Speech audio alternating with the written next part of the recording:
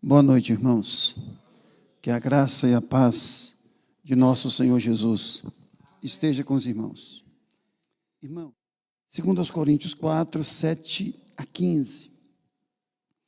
Temos, porém, este tesouro em vaso de barro, para que a excelência do poder seja de Deus, e não de nós. Em tudo somos atribulados, porém não angustiados, perplexos, porém não desanimados, perseguidos, porém não desamparados, abatidos, porém não destruídos, levando sempre no corpo o morrer de Jesus, para que também a sua vida se manifeste em nosso corpo. Porque nós que vivemos somos entregues à morte por causa de Jesus, para que também a vida de Jesus se manifeste em nossa carne mortal. De modo que em nós opera a morte, mas em vós a vida. Tendo, porém, o mesmo espírito da fé, como está escrito, eu criei, por isso falei, ou por isso é que falei. Também nós cremos, por isso também falamos, sabendo que aquele que ressuscitou o Senhor Jesus, também nos ressuscitará com Jesus e nos apresentará convosco. Porque todas as coisas existem por amor de vós, para que a graça, multiplicando-se, torne abundantes as ações de graças, por meio de muitos, para a glória de Deus. Ó Pai, como é bom congregar, como é bom, Pai, estar reunido com o povo do Senhor, como é bom, Pai, estarmos aqui para aprender mais a Tua palavra. Que o Senhor, pela Tua graça, pela Tua misericórdia, nos dê iluminação, para que nós possamos compreender a Tua palavra e para que nós possamos vivê-la para o louvor da Tua glória. Em nome de Jesus, amém.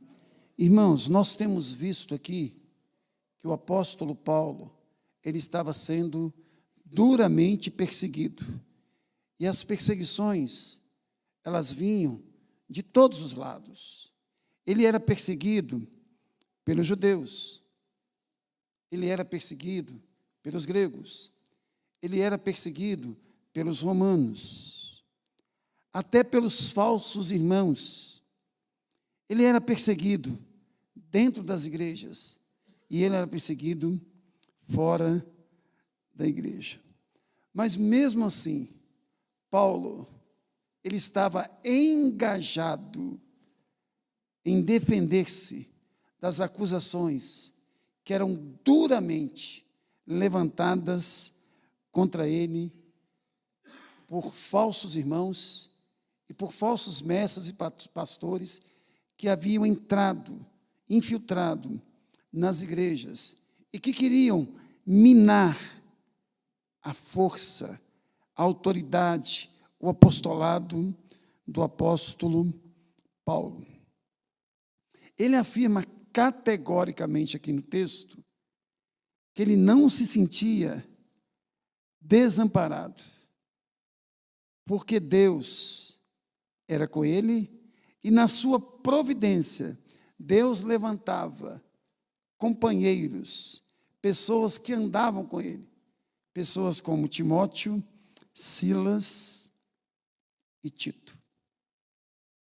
E interessante que o texto que nós estudamos semana passada e retrasada, o apóstolo Paulo, ele fala da glória da nova criação, a partir de Cristo Jesus.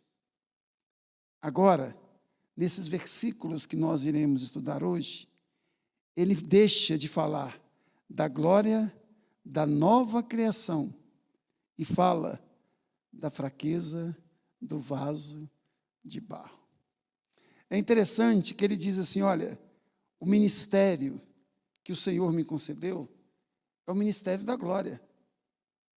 Ele é muito maior do que o ministério de Moisés. Porque o ministério de Moisés era temporal. O ministério, a mensagem que eu prego, ela é eterna. A mensagem que Moisés pregou, ela se perdeu, ela caducou. A mensagem que eu prego, ela é para todo sempre. A segunda glória é maior do que a primeira glória. Mas agora não. Ele diz assim, olha, o ministério que Deus me concedeu é glória, é verdade. Mas eu não. Eu não passo de um vaso de barro. Ou seja, a missão que Deus me deu ela é extremamente grandiosa. Mas eu não sou. O Evangelho de Cristo é extremamente poderoso, mas eu não. Essas coisas assim me encantam profundamente. Não só me encantam, como também me serve para abrir os olhos. Me serve como espelho para olhar para mim e falar assim, puxa vida. A mensagem que você prega, de fato, ela é gloriosa, mas você não. Ele começa aqui, essa passagem, esse texto que nós acabamos de ler, fazendo uma comparação entre mensagem e mensageiro. Vocês estão olhando para mim agora. Tem duas coisas aqui. Tem o mensageiro e tem a mensagem. É o que Paulo está fazendo aqui. Olhem bem para a mensagem e para o mensageiro. Olhem a diferença entre Paulo e o Evangelho. Para Geraldo Márcio e para o Evangelho. Então, Paulo faz isso. Ele contrasta o evangelista com o Evangelho. O pregador com a pregação. E ele diz aí, irmãos, temos, porém, este tesouro em vaso de barro. Nota, irmãos, que Paulo descreve a si mesmo como vaso de barro. Essa descrição de si mesmo como vaso de barro nada mais é do que uma confissão explícita da sua fragilidade, da sua insignificância diante da glória do Evangelho e do poder do Evangelho. O Evangelho é significante. A mensagem é significante. Mas o mensageiro não. Ele é insignificante. O Evangelho é poderoso. Mas o evangelista não. Ele é vaso de barro. Olha que coisa. Aqui nós temos o maior evangelista, o maior missionário, o maior pastor, o maior teólogo de todos os tempos, falando de si mesmo, dizendo da sua insignificância, da sua fragilidade diante da significância e do poder do Evangelho. Mas, ao mesmo tempo que ele fala dele, ele fala do Evangelho. Temos, porém, este tesouro em vasos de barro, para que a excelência do poder seja de Deus e não de nós. Irmãos, a ideia aqui é que o tesouro valiosíssimo é contido por recipientes frágeis e sem nenhum valor. Ou seja, o vaso, ele serve apenas para conter a preciosidade da joia. O vaso, você compra por R$ 1,99. Aquilo que está dentro do vaso, não há dinheiro no planeta que pague. É somente e unicamente pela graça de Deus. E é interessante, Nedina, que o vaso, ele pode ser substituído, mas o Evangelho é eterno e jamais pode ser mudado. Paulo morreu, gente. Tem 2000 anos. Eu não sei se vocês sabiam. Morreu. Outros tantos vieram anunciando o Evangelho. Eu vou morrer. Todos vocês aqui, se Jesus não voltar antes, também irão morrer. Nós iremos passar. Mas o Evangelho, aquilo que é de fato eterno, esse sim, vai continuar para todo sempre. Por isso ele está dizendo o seguinte, que o vaso não deve se orgulhar por ser portador do tesouro. Ele deve ser apenas grato, feliz, mas nunca orgulhoso e soberbo. Gratidão. Este vaso é você.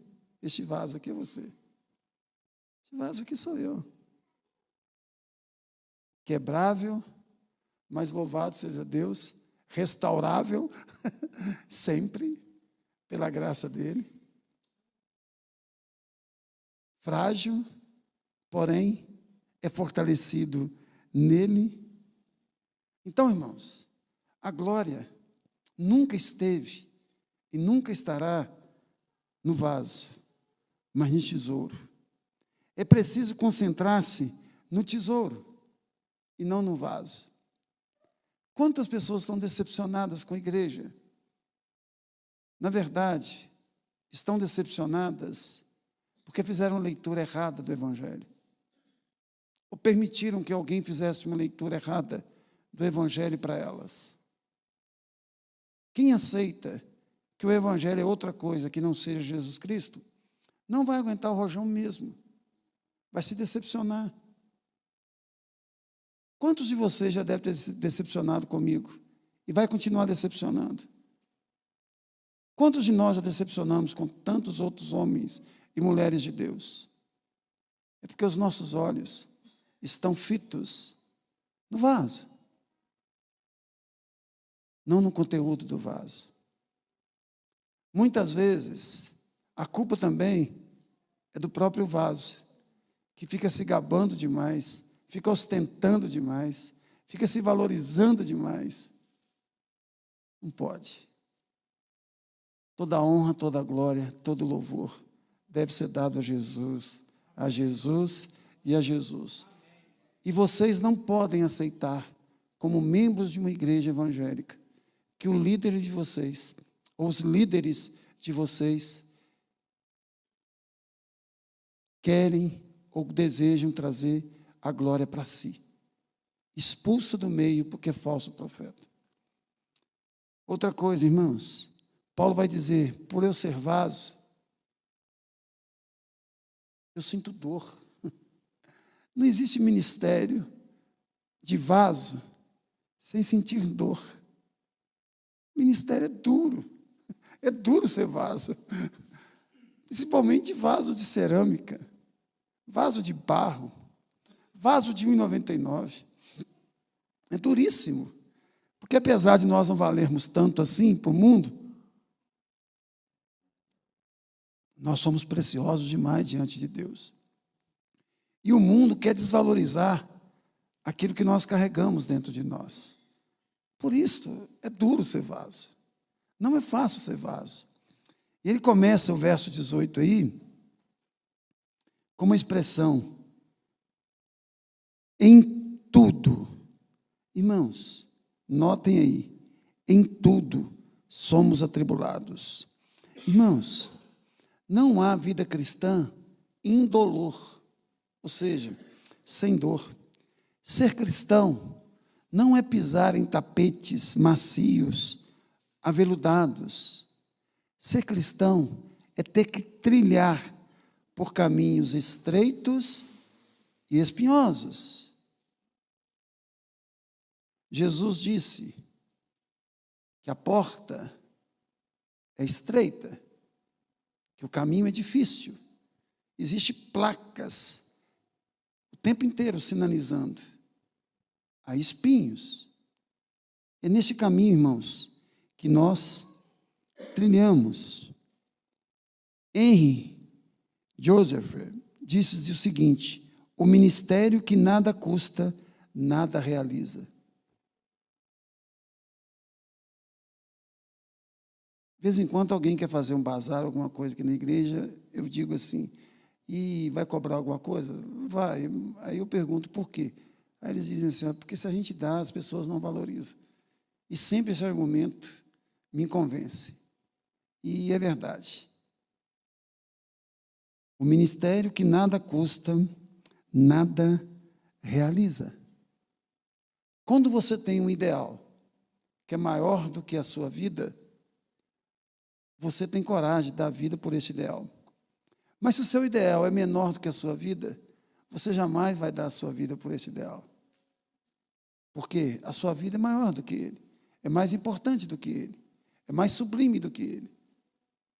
Nosso caso aqui, que somos crentes em Cristo, o nosso ideal é ser parecido com Cristo, é ser discípulo de Cristo, é andar nos caminhos de Cristo. E para isso, irmãos, nós devemos ter em mente que, se necessário, nós daremos a vida por isso. Não é dar a vida apenas no sentido literal de morrer por essa causa, mas dar a vida no sentido de que o Evangelho se torne a coisa mais importante da nossa vida.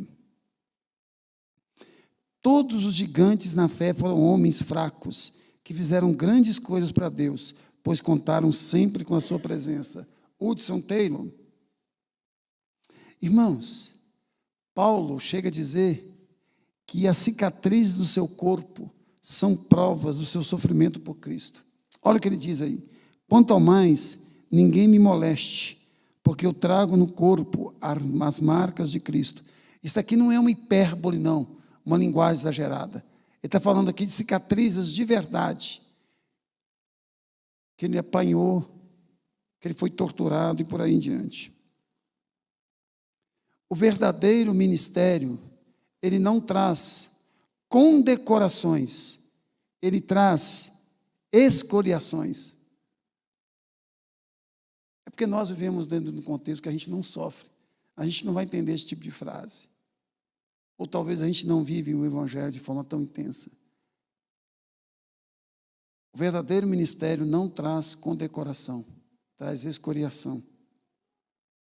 E quando Paulo diz aqui, em tudo, ele quer dizer em todas as circunstâncias, todos os dias, em todo o tempo e em todas as ocasiões.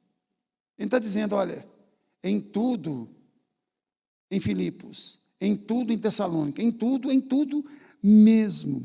Aí vai elencar aqui, irmãos. Primeiro, ele vai dizer, somos atribulados, porém não angustiados. O que significa atribulados aqui, irmãos? Afligidos, pressionados. Mas ele diz que ele estava sendo afligido e pressionado. Mas não o quê? O que significa quando ele diz não angustiado? Essas coisas não tinham poder de comprimi-lo, de apertá-lo, de encurralá-lo no canto. Ele está dizendo, olha, eles tentam me afligir, eles tentam me detonar, eles tentam me empurrar para o canto, nas cordas do ringue, mas eu não me deixo comprimir por essas pessoas. Ele diz, perplexos, porém não desanimados. Perplexo aqui, irmãos, é a ideia de uma encruzilhada mental. Paulo, às vezes, ficava tão perplexo que ele tinha que tomar uma decisão de pronto, de imediato. Às vezes, quando acontece conosco, de supetão, nós somos confrontados com alguma coisa. Paulo diz que o tempo inteiro ele era confrontado.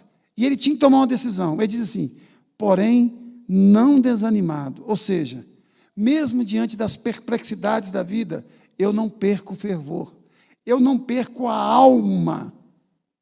Eu não perco o entusiasmo por Cristo. Ele diz, perseguidos, porém não desamparados. A ideia de perseguido aqui é de um animal que está sendo caçado por caçadores maus, perversos, que matam simplesmente por matar. Ele diz aqui, no entanto, jamais desamparado. Os homens me perseguem, mas pela graça de Deus, eu não desertei, eu não desanimei, porque o grande general sempre me dá força. Talvez Filipenses 4,13 nos ajude a interpretar este texto. Tudo posso naquele que me fortalece. Ele diz, eu estou sendo perseguido, estou, mas nunca o Senhor me deixou em meio às dificuldades, Ele sempre me livrou. Ele diz, abatidos, porém não destruídos. Irmãos, abatido significa o quê? Jogado no chão com força. Não consegue, às vezes não tem força para levantar. Abatido. Você não abate um frango, não abate um boi. Ele está dizendo assim, abatido, lançado fora, derrubado violentamente, mas não destruído. O Senhor refaz as minhas forças. O Senhor renova as minhas forças. Quase que o Senhor me ressuscita espiritualmente, fisicamente e emocionalmente. Aí ele diz, irmãos, primeiro ele diz que ele é um tesouro. Ele diz que ele é um tesouro, ele diz que é vaso de barro, que o ministério dele é um ministério pesado, não é fácil ser vaso, mas ele diz que tudo que ele faz, ele tem uma referência.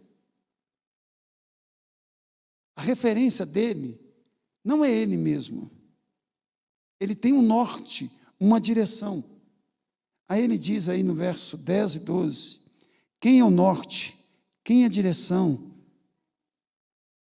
Verso 10 a 12. Levando sempre no corpo o morrer de Jesus Cristo, para que também a sua vida se manifeste em nosso corpo. Porque nós que vivemos somos sempre entregues à morte, por causa de Jesus, para que também a vida de Jesus se manifeste em nossa carne mortal. De modo que em nós opera a morte, mas em vós a vida. Irmãos, a vida de Cristo só manifesta em nós quando nós morremos para a nossa própria vida. Você se lembra de alguma passagem que Paulo fala algo parecido com isso? A vida de Cristo só manifesta na nossa vida quando nós morremos. Vou te dar o endereço, Gálatas 2:20. Logo, não sou eu quem vive, mas Cristo vive em mim. E esse viver que agora vivo pela fé no Filho de Deus que me amou. E assim mesmo, é isso mesmo. Irmãos, portanto, a razão dos sofrimentos de Paulo era um só.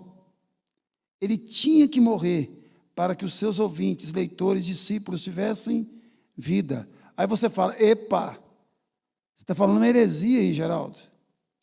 Então, Paulo tinha que morrer para que os seus leitores, os seus ouvintes tivessem vida? Sim.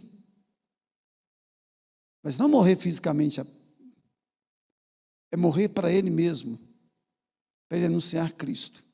E deixa eu ilustrar isso aqui bem. Cristo, quando morreu, ele morreu pelos nossos pecados. Teologicamente, o termo que se usa é expiação. Ele expiou a nossa culpa. Ele pagou pelos nossos erros. Paulo não morre pela nossa expiação. Paulo morre para a propagação do Evangelho. Essa é a diferença. Você e eu não podemos morrer para expiar pecados.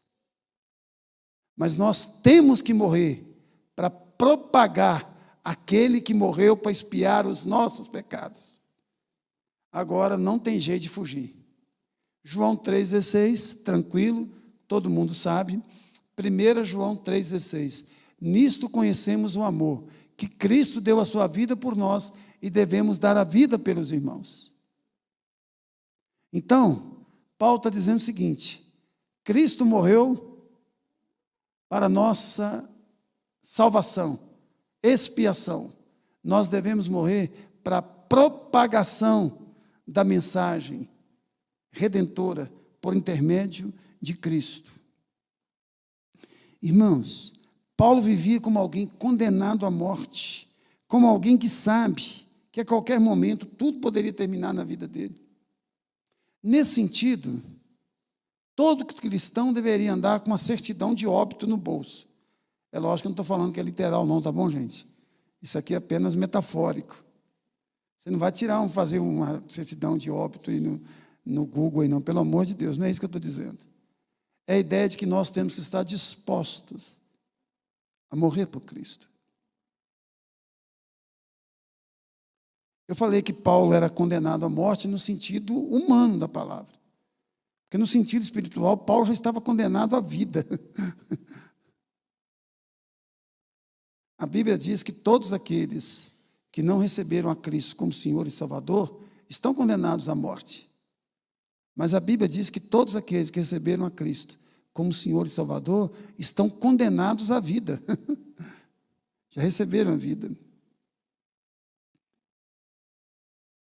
Irmãos, vamos nos ater à ilustração de Paulo no verso 7. Paulo é um vaso quebrável, não é um vaso de cobre, nem de prata, nem de ouro. É um vaso de barro. Segundo alguns entendidos da língua grega, eu não cheguei a essa conclusão interpretando, não tenho esse conhecimento todo de grego, mas o pouco dá para consultar, não sei se dá essa ideia. É uma argila muito ruim. Não sei. Sei que é barro. Pode ser uma argila boa ou ruim. Se é de barro, quebra com facilidade. Uma argila pior, quebra mais fácil. Irmãos, imagine só. Nós temos aqui um vaso de barro. Dentro dele nós temos um tesouro preciosíssimo. Só que este vaso, ele tem a sua boca tampada. Tampou a boca do vaso. Para que o resplendor da joia venha à tona, é necessário o quê? Se quebrar o vaso. Então, irmãos, Paulo pode estar usando essa expressão, É necessário que eu seja quebrado, para que o evangelho seja mais viçoso, mais bonito, mais belo, ou, no mínimo, chama mais a atenção de vocês. Todos nós já compramos pelo menos uma aliança de namoro. Na minha época não tinha aliança de namoro. Hoje tem, né? E eu acho legal, não tem problema nenhum com isso, não. Mas alguém já comprou anel de prata, igual eu, já comprei aliança de ouro, já comprei uma aliança de moeda, que eu estava muito quebrado na época. Mas José limpava todo dia, praticamente, para dar um brilhozinho. Mas você notou que todo mostruário de joias é discreto? Você não vê um mostruário de joias todo colorido e tudo, por quê? O que precisa ser destacado ali naquele mostruário? Oi? A joia. Se você colocar joias em um mostruário muito colorido, floral, o que vai acontecer? Vai haver uma competição, não é? Então se coloca no lugar discreto. Irmãos, o brilho do vaso não pode competir com o brilho do Evangelho. João Batista, convém que ele cresça e eu diminua. Crente é igual rabo de cavalo, cresce para baixo. Cresce para baixo. João Batista, tu és o Cristo? Não, sou não. Sou não. Eu sou aquele que diz lá no Antigo Testamento, a voz do que clama no deserto. Eu vim aqui apenas para preparar o caminho dele. E quando Jesus passa, ele diz, olha, eis o Cordeiro de Deus que tira o pecado do mundo. Ele diz, olha, eu não sou digno sequer de desatar as correias das sandálias dele. Irmãos,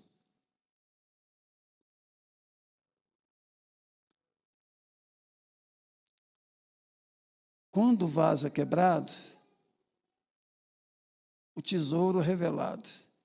Quando as flores são esmagadas, o perfume é exalado. Quando os sinos levam pancada, eles ecoam, eles chamam, eles atraem. Aí vai dizer, irmãos, que diferentemente daquilo que eles pregavam a respeito dele, ele não era qualquer um, ele era um vitorioso em Cristo Jesus. Do verso 13 a 15, ele vai dizer isso. E ele diz, primeiro, o motivo pela qual ele era vitorioso. Leia comigo o verso 13, por favor. Juntos. Tendo, porém, o mesmo espírito da fé, como está escrito, eu criei, por isso é que falei. Também nós cremos, por isso também falamos. Amém. Irmãos, a fé de Paulo não era uma fé subjetiva, não era uma fé que vinha apenas de experiências subjetivas, mas de revelação objetiva. Irmãos, o que Paulo faz aqui para mostrar que ele tinha uma fé robusta, uma fé que o levava à vitória? Ele cita um salmo que provavelmente foi escrito por Ezequias, quando recebeu aquele grande livramento, o Salmo 116, que é um salmo de triunfo, um salmo de vitória. Ele cita a palavra de Deus para dizer o quanto ele era forte, vitorioso no Senhor. Ele diz, bem claro, tendo, porém, o mesmo espírito da fé, como está escrito, eu criei, por isso é que falei. Também nós cremos e por isso também falamos. Irmãos, da mesma forma que ele diz que lá no Antigo Testamento, os homens venciam pela fé, ele diz, eu também venço pela fé. A minha fé se apoia no mesmo Deus da antiga aliança, da primeira glória, que se manifestou na face de Moisés, do salmista do Salmo 116. E é interessante que mesmo diante das tribulações, o salmista escreveu que ele era vencedor. E olha a expressão que ele diz aqui, irmãos. Eu criei, por isso é que falei. Notem que a fé de Paulo é que o leva a testemunhar. Ele não testemunha a partir de experiências subjetivas, mas a partir de coisas reais, tangíveis, palpáveis, como as Escrituras do Antigo Testamento. E ele vai fazer isso em todas as suas cartas. Porque muitas vezes nós vivemos de experiências alheias, experiências de outros.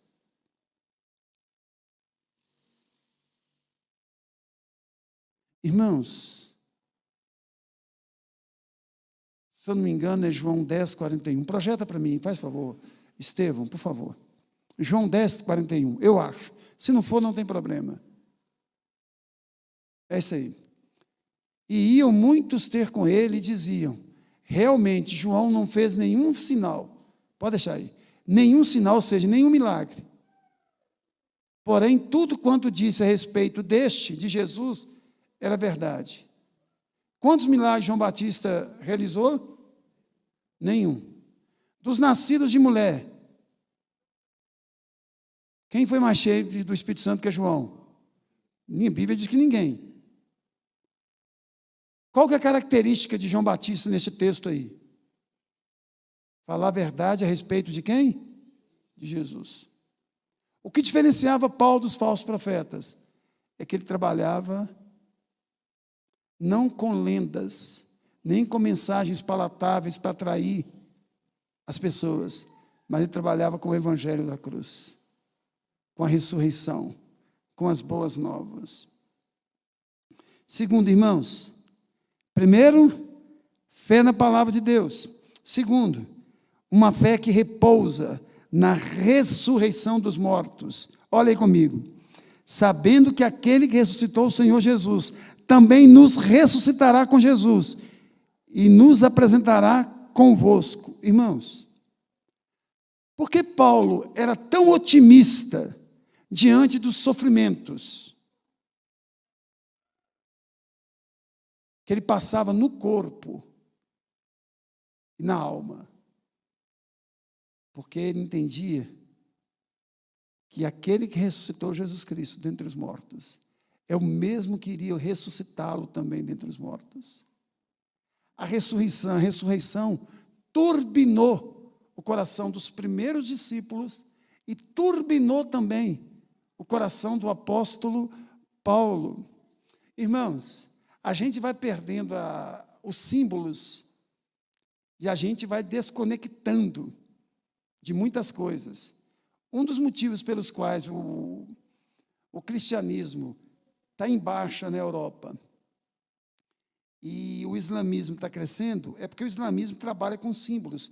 Nós, às vezes, nós evangélicos, temos dificuldade com cruz. Há pouco tempo, no sino da igreja presbiteriana, eles queriam proibir revista de escola dominical com ilustração, dizendo que aquilo ali era idolatria. A gente vai perdendo símbolos. Sabe qual era o símbolo da ressurreição no início do cristianismo, na igreja primitiva? Uma borboleta. Por quê, irmãos? Por causa da metamorfose que acontece. O que acontece? A largata se transforma, ela transforma pelo processo da metamorfose. E ela vira o quê? Uma borboleta. A ideia de que o nosso corpo também será transformado em um corpo perfeito, mais lindo, mais belo.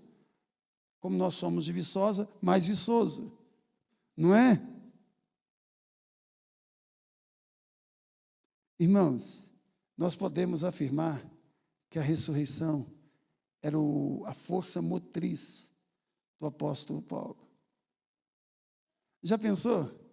Pedro pregou uma mensagem muito boa mesmo, a José falou comigo dentro do carro, sobre Abraão e Isaque. Na reunião de oração ele pregou essa mensagem. O que fez com que Abraão tivesse aquela fé toda, a ponto de colocar Isaque deitado na horizontal, lenha em volta, e o cutelo já para... O autor de Hebreus vai dizer que ele tinha fé de que Deus poderia ressuscitá-lo dentre os mortos. E até então não havia, nenhuma ressurreição havia sido realizada ainda. Prova disso que ele diz que ele mais o menino, eles iam, mas voltariam. A ressurreição, quando crida, do jeito que a Bíblia anuncia, turbina a nossa fé. Ele tinha consciência, irmãos, que depois do sofrimento viria a ressurreição. Paulo se tornou imparável. Paulo estava igual o time do Palmeiras agora. Imparável. Eu não sou palmeirense não, tá bom, irmãos? Mas como meu time está lá na B, vocês já devem saber, da Terra Rimor, camisa azul, tem 5 estrelas, né? Eu sou daquele time. E não mudo, eu torço para um time só. Eu não mudo, eu sou cruzeirense. Fiel à minha camisa azul lá. Mas eu tenho uma certa simpatia pelo Palmeiras, porque Laurindo é palmeirense. Eu tentei converter Laurindo para ser cruzeirense, não deu. Ele acabou quase me convertendo, mas não me converteu. Eu torço de tabela pelo Palmeiras de vez em quando. Agora, irmãos, primeiro, a palavra de Deus. Segundo, a ressurreição. Terceiro, irmãos, Paulo tinha uma fé. Paulo tinha um princípio. A vida dele tinha que, de certa forma, apontar para a glória de Deus. Ele começa com a glória de Deus, quando ele fala que ele é vaso, e ele termina este parágrafo aqui, falando da glória de Deus. Olha o verso 15 comigo. Porque todas as coisas existem por amor de vós, para que a graça, multiplicando-se, torne-se abundantes. As ações de graças, por meio de muitos, para a glória de quem? De Deus. Irmãos, todas as coisas boas e ruins existem para a glória de Deus. É isso que Paulo tinha em mente. Bom, ruim, para a glória de Deus. Ponto final. Paulo não é daquele tipo de pessoa que fica querendo saber o porquê de muita coisa, não. Está glorificando o Senhor? Ok, está ótimo. Estou preso aqui, o pessoal está brigando ali, mas para pregar o evangelho, ok, está ótimo. Eu estou preso aqui, mas a casa de César está convertendo, ótimo. Louvado seja Deus por isso. A glória de Deus está sendo manifestada, ok. Irmãos, tudo deve começar com graça e conduzir para a glória. O evangelho não começa com graça, mas ele termina em quê? Em glória. Paulo anunciava o evangelho para a salvação dos homens, claro, mas Paulo visava primeiro o quê? A glória de Deus. Irmãos, muitos evangélicos pensam que a igreja existe para pregar o evangelho. Também. Mas o primeiro papel da igreja é a glória de Deus. Eu acho que a confissão de fé adotada pelos presbiterianos começa muito bem. Qual é o fim principal do homem? Glorificar a Deus e gozá-lo para sempre. Ótimo, é isso mesmo. Irmãos, olha o que diz o Salmo 84, 11. Porque o Senhor, Deus é sol e escudo. O Senhor dá graça e glória. Nenhum bem sonega aos que andam retamente. Graça e glória. Olha o que Pedro vai dizer na sua primeira carta, no capítulo 5, verso 10. Ora, o Deus de toda graça, que em Cristo vos chamou a sua eterna glória, depois de ter sofrido por um pouco, Ele mesmo vos há de aperfeiçoar, firmar, fortificar e fundamentar. Graça, glória. Graça, glória. Termino, irmãos. Algumas aplicações aqui são 4. Primeiro, irmãos, Paulo, por ter consciência de que era vaso de barro, que o evangelho é precioso e dele não, consciente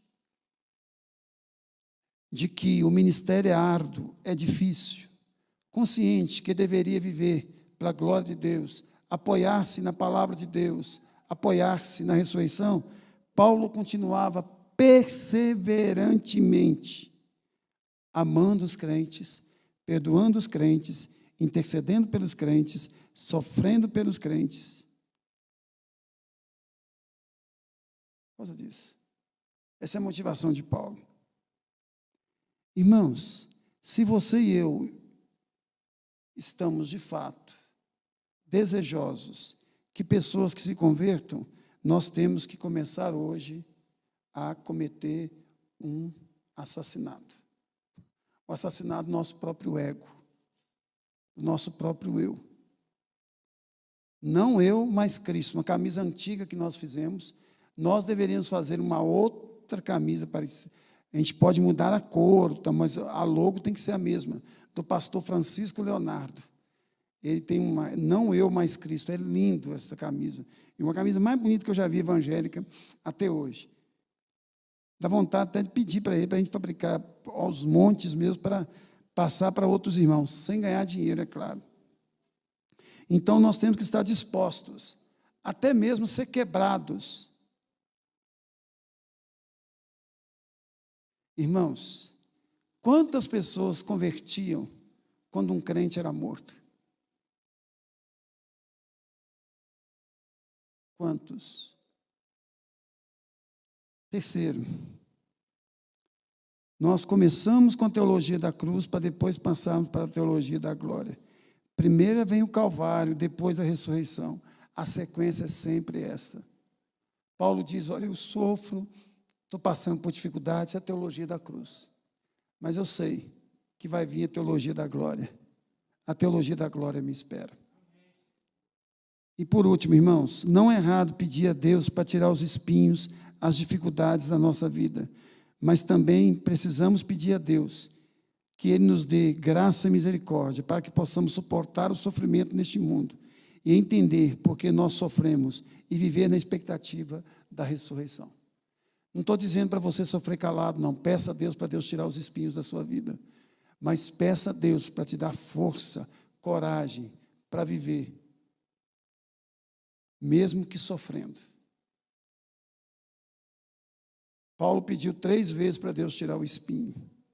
Deus não tirou, mas deu Paulo a capacidade de conviver com o espinho.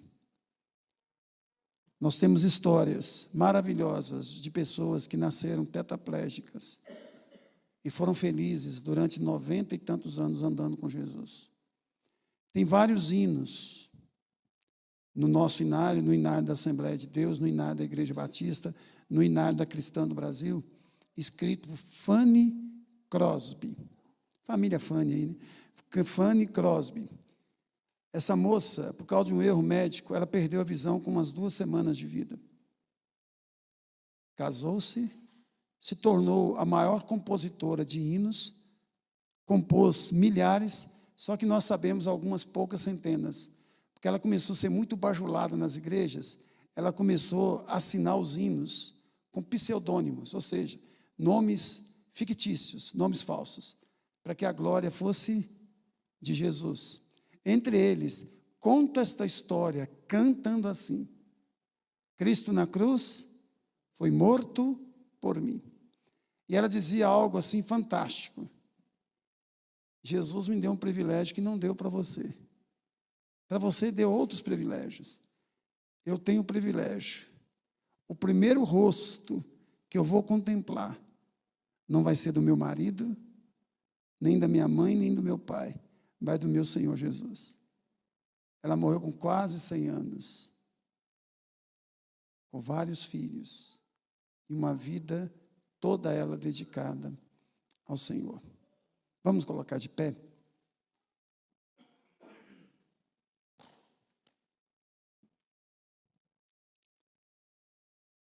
A gente fica um pouco ressabiado falar sobre vaso, porque Paulo fala de vaso de honra e vaso de desonra, né? Não é, Nedina? Sempre dá um medinho na gente, né? Eu queria até perguntar, mas eu vou perguntar mesmo. Que tipo de vaso você é, de honra ou de desonra? Eu sei que você é de honra, mas é bom lembrar, né? Vamos orar? É, Nedina? Pode orar?